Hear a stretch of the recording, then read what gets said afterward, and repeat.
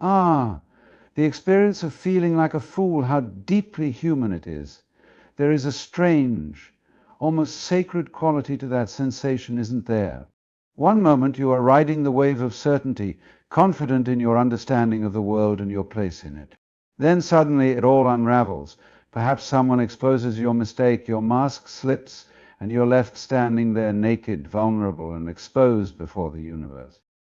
It's a jarring moment, but let us not misunderstand it.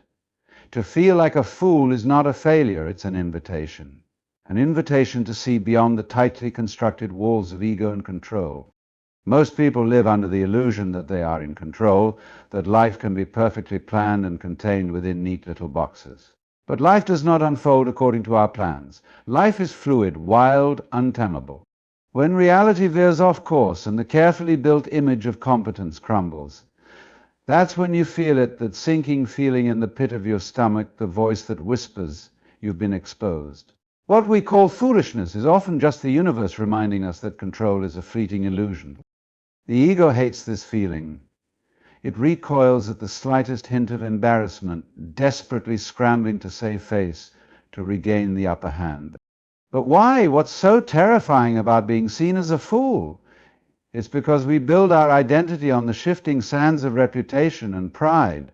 We cling to our achievements, our intelligence, our dignity, and forget that these are temporary constructs.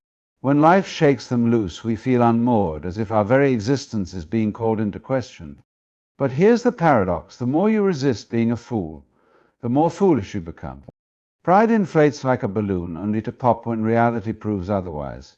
True wisdom begins the moment you accept that you will never fully understand this vast, swirling mystery we call life. Wisdom is not about certainty, it's about dancing with uncertainty. To be wise is to become comfortable with the unknown, to laugh at the cosmic joke that life is, and perhaps to laugh at yourself too. In the end, the only way to free yourself from the trap of foolishness is to lean into it fully. Let yourself be the fool bold, curious, unafraid of falling flat on your face. For it is only by falling that you learn to fly. The ones who feel like fools are closer to freedom than they know.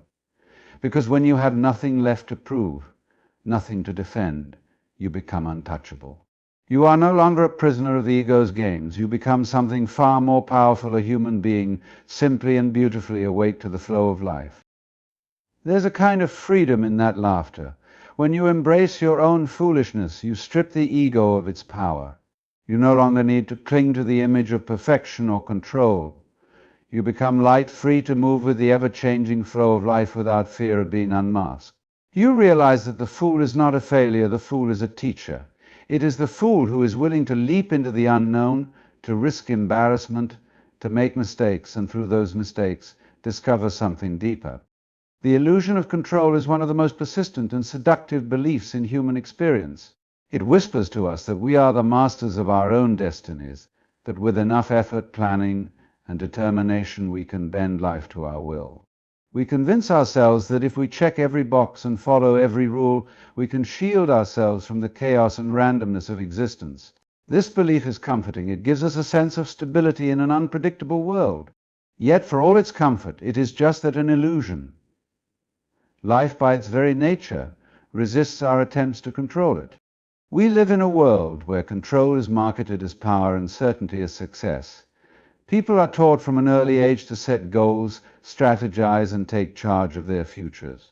This isn't inherently wrong, but it becomes problematic when we begin to believe that we can guarantee outcomes simply by force of will. We plan our lives down to the minute, expecting things to unfold exactly as envisioned, and when they don't, we feel as if we've failed. What we fail to recognize is that life has never promised to follow our script. The illusion of control is most evident when things begin to fall apart. When the unexpected arrives, illness, loss, betrayal, or failure, we are confronted with the reality that our carefully constructed plans mean very little in the face of life's unpredictable forces. These moments often feel devastating, not because they reveal something new, but because they expose something we've always known deep down, that control is an illusion we've chosen to believe into our own sense of security. We become addicted to control because it offers us a way to manage fear. Uncertainty is uncomfortable. It opens the door to countless possibilities. some of which we are not prepared to face. Control feels like a shield against this discomfort. It allows us to believe that we can prevent bad things from happening if only we try hard enough. But life is not a predictable equation with guaranteed outcomes. No amount of control can insulate us from the inherent uncertainty of existence. Even our emotions are subject to this illusion. We believe we can control how we feel, or more accurately, how we don't feel. When uncomfortable emotions arise, we try to suppress or manage them, thinking we can bypass pain, grief, or fear with enough mental discipline. But emotions are not meant to be controlled. They are meant to be felt, experienced, and processed. The harder we try to control them, the more they push back, finding new ways to demand our attention. It is only when we stop resisting them that they begin to flow naturally, leaving us transformed in their wake. This illusion often extends into our relationships. We try to control how others see us, what they think, how they behave, and how they respond to us. We construct identities based on how we want to be perceived, carefully managing our words and actions to fit those narratives. But people are not puzzle pieces that can be neatly arranged to fit our desires. They are unpredictable, multi-layered beings with free will, and any attempt to control them is doomed to fail. When others don't behave as expected, we feel betrayed, not realizing that it was our illusion of control that set us up for disappointment. The desire for control is rooted in a deep-seated fear of vulnerability. To admit that we are not in control is to admit that we are vulnerable to the whims of life. It is to acknowledge that we are not omnipotent, that we are subject to forces far beyond our understanding or influence.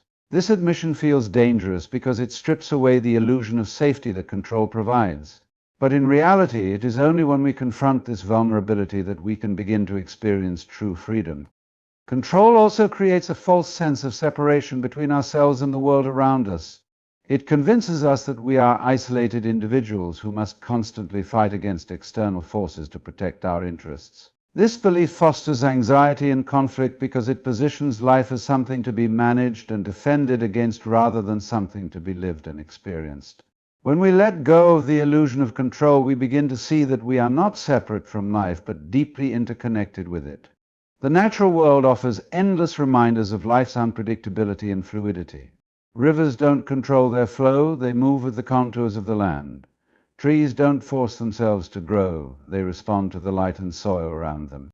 The sky doesn't control its weather, it shifts and transforms according to nature's rhythms.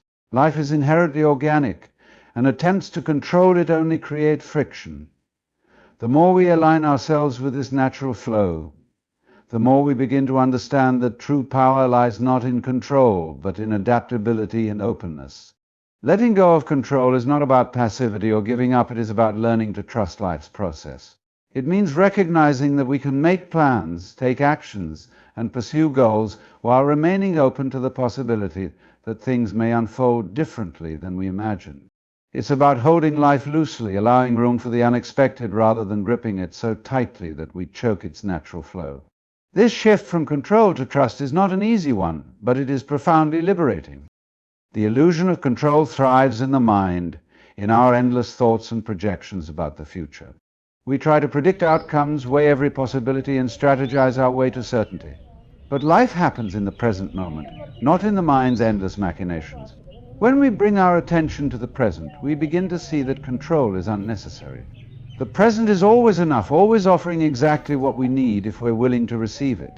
The irony of the illusion of control is that the harder we cling to it, the more chaotic life becomes. Control breeds rigidity, and rigidity is fragile. It breaks under the weight of life's ever-changing nature. Flexibility, on the other hand, is resilient. It bends, adapts, and flows. To live without the illusion of control is to live in harmony with life's natural rhythms. It is to embrace the unknown, to find peace in uncertainty, and to discover the beauty that arises when we stop trying to control everything and simply allow life to unfold. The dance between pride and humility is one of the most delicate balancing acts in the human experience. These two forces often seem like opposing ends of a spectrum, one tied to self-importance, the other to selflessness. Yet they are more interconnected than we realize. Pride can be healthy, rooted in a sense of achievement and dignity, while humility can offer perspective and groundedness. The challenge lies in knowing when pride becomes arrogance and when humility turns into self-effacement. This dance is less about choosing one over the other and more about finding harmony between the two. Pride, when rooted in genuine accomplishment, can be a source of strength.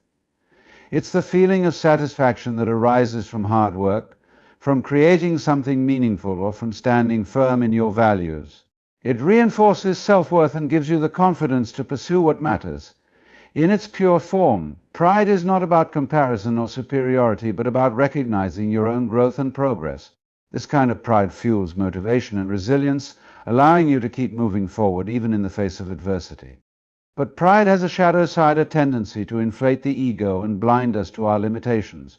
When pride transforms into arrogance, it becomes dangerous. It whispers that you are always right, that you are above criticism, that you deserve more than others. It builds walls around the self, cutting off connection and understanding. Arrogance is brittle. It cannot tolerate vulnerability or failure. It seeks to dominate rather than collaborate, often leading to isolation and conflict. This is the kind of pride that disrupts relationships and clouds judgment, making it difficult to see the world clearly. Humility, on the other hand, is often misunderstood.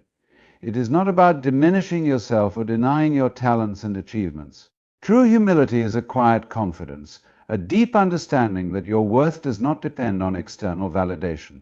It is the ability to see yourself honestly, with all your strengths and weaknesses, without the need for exaggeration or self-criticism. Humility opens the door to learning, growth, and connection because it acknowledges that there is always more to understand, always more to discover.